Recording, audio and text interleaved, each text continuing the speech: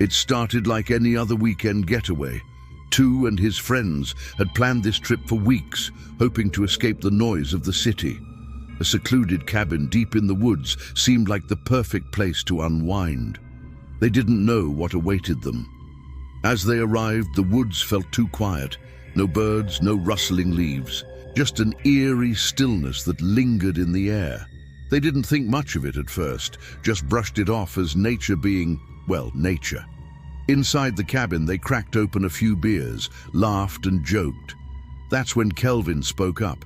He was always the loudest one in the group, the life of the party. But tonight, his voice trembled. "I saw something. In the woods," he said, his eyes wide with fear. They laughed, thinking it was just the alcohol talking, but the look on Kelvin's face, he wasn't joking. He was serious, terrified. He went on, barely able to speak. It wasn't just an animal. It was something else. The room fell silent. The laughter stopped. What was supposed to be a fun weekend suddenly felt wrong. Kelvin kept looking over his shoulder, his eyes darting to the window as if he was waiting for something to happen. The wind outside picked up, the trees groaning as if something were moving through them. They all felt it, the shift, the tension in the air. But no one said anything. They tried to laugh it off, tell themselves it was nothing, just an overactive imagination. Then, out of nowhere, the lights went out. Complete darkness. A sudden, deafening silence filled the room. Someone fumbled for the flashlight, and when the beam flickered to life, they saw it.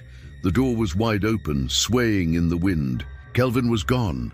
No sign of a struggle, no footprints in the snow outside. He was just gone.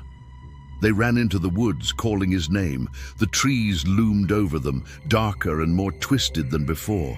The wind howled, and the shadows seemed to move, like they were alive, like they were watching. And then they saw him, or what looked like him. Kelvin stood in the woods, but his eyes were black, empty, hollow. It wasn't Kelvin anymore. His body jerked, moving in unnatural ways. It was like he wasn't in control of his own movements. He turned to face them, and when he spoke, his voice wasn't his. It was deep, guttural, as if something else was speaking through him. "You shouldn't have come here," it said. The fear that gripped them was unlike anything they'd ever felt. They tried to run, but the forest seemed to close in on them. The trees were no longer just trees. They were something else, something alive, moving, watching. The thing that used to be Kelvin took a step forward, another and another.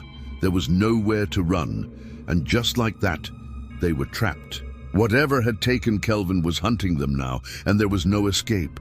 This wasn't just a nightmare, it was real. And the worst part? It was only just beginning. For the full story, visit Horror Night Knocks.